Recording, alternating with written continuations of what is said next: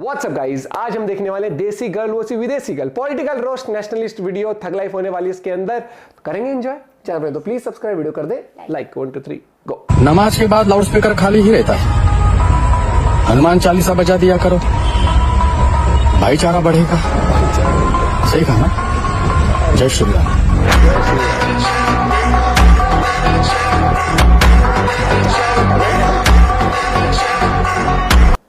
जय राम जी की सब भाई बहनों जय राम को जी। बहुत बहुत स्वागत है आप सभी का आज के इस नए चलचित्र में। तो हमेशा की तरह आपसे प्रार्थना है, वीडियो को लाइक कर दीजिए, कमेंट में प्रभु का नाम लिख दीजिए और वीडियो में अंत तक बने रहिएगा। चलिए चलचित्र आरंभ करते हैं।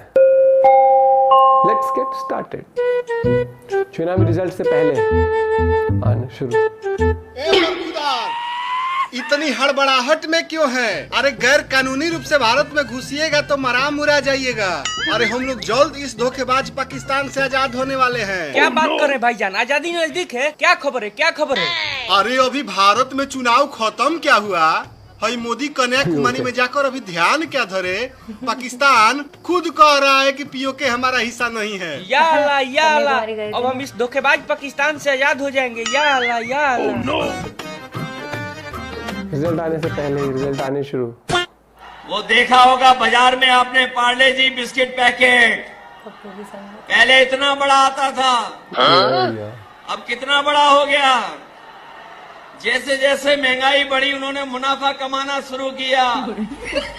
बताओ वो बड़ा पैकेट छोटा हो गया कि नहीं हो गया? झूठ बोलो, बार बार झूठ इनकी बोलो। सरकार आ गई तो आप देख लेना, पार्ले जी बिस्किट पैकेट का एक बिस्किट वाला पैकेट जो तनख्वाह बड़ी हो गई वो गेहलोत जी ने, खारगे जी ने, मैंने जी, मैंने जी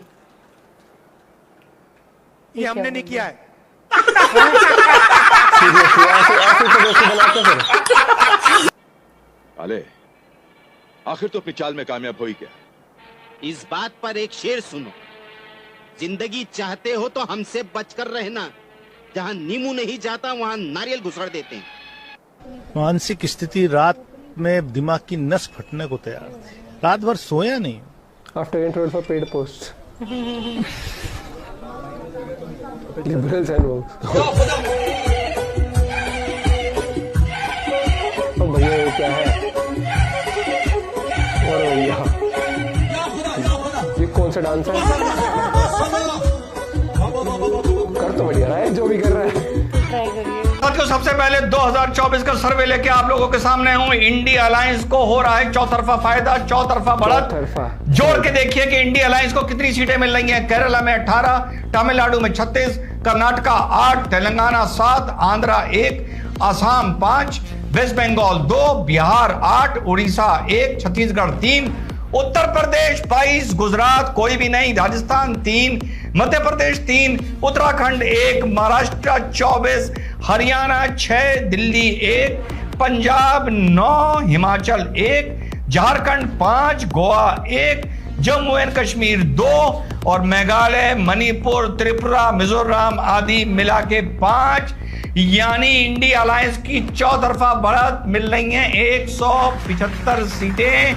YSRCP जो ना एनडीए में है ना इंडी में, उन्हें मिल रही है 20, टीएमसी को 18, बीजेडी को 8, अकाली को 6, बीएसआर AIM को 4, इंडी के 175 में जोड़ दीजिए टीएमसी की 18, हो गई 197।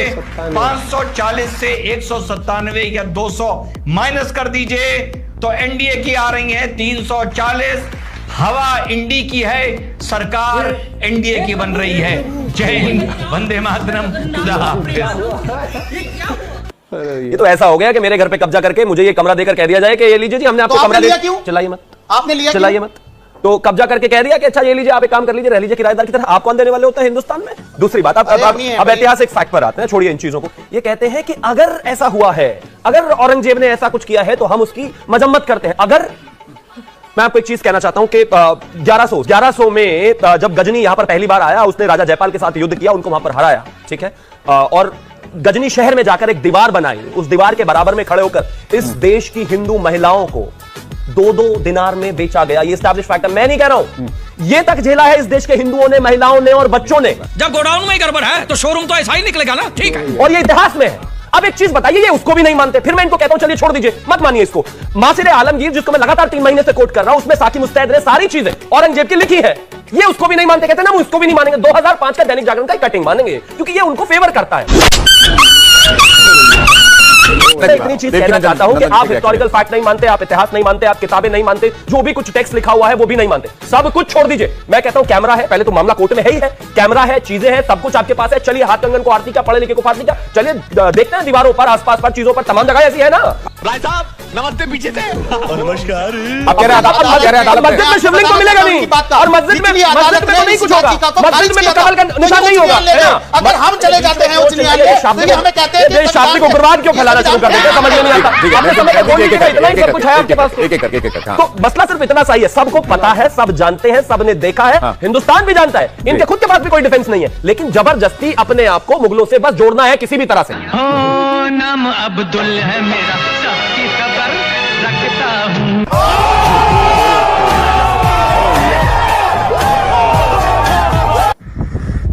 मोदी जी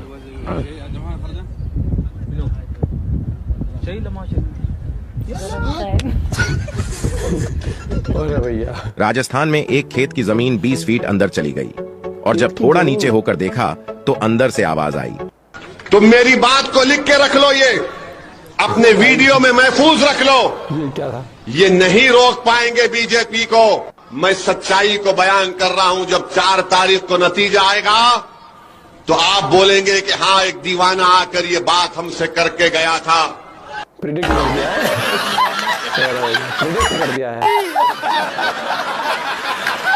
तो भाइयों बहनों, वीडियो को अंत तक देखने के लिए बहुत बहुत धन्यवाद।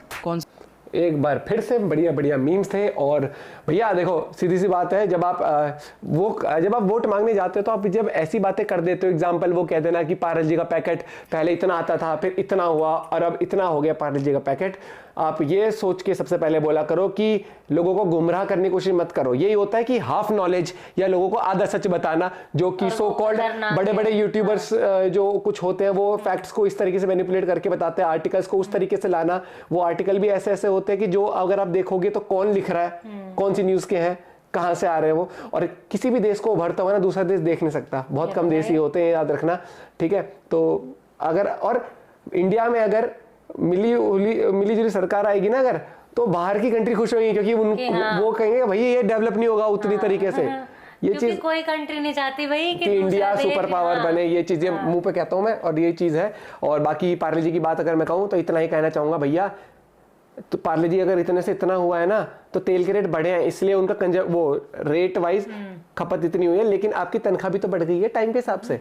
अपनी नहीं बता रहे कि जिस MP MLA की पोस्ट जो मंत्रियों को पैसे मिलते थे वो बढ़ गए, तहखाने तिजोरियां भर गई, लेकिन उसके बाद भी पार्ले जी पे बड़ी टेंशन आई। बहुत गजब टेंशन है लोगों को, किस तरीके से भैया ये बताना, वाह भैया वाह। इसलिए क्रोनोलॉजी आप जब समझोगे ना, लेकिन कई लोग फिर इतने में खुश आते हो, भाई हाँ यार 5 का पैकेट इतना हो गया, ये नहीं कह रहे ऐसा कि बोलो ना। तुम्हें पता है जब हमारी गवर्नमेंट होती थी, मेरे पापा की गवर्नमेंट होती थी, जब मुलायम सिंह थे, तब हमारी तनख्वाह एग्जाम्पल के लिए कह रहा हूं, मुझे नहीं पता कितनी, मान लो वो कहते कि जी 10,000 रुपए होती थी एक नेता की तनख्वाह। आज मोदी आ गए तो देखो अब तनख्वाह हो गई है लाख रुपए। आदमी हो गया भाई तो महंगा, तो भाई मजे ले रहा तो 5 के पैकेट अगर भले इतना हो गया है, लेकिन तो 10 रुपए में इतना ले लेगा फिर भी बच जाएगा। यार लॉजिकल बात है। मिलते हैं एक साथ, बाय बाय, टेक केयर।